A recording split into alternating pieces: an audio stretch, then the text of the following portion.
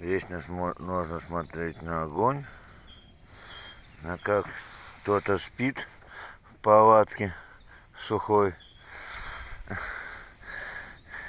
А я оттуда смотрел, что кто-то работал.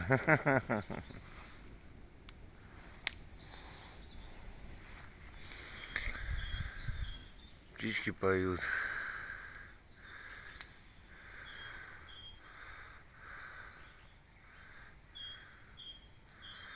Красивое дерево, вообще просто. Вот здесь они такие вот.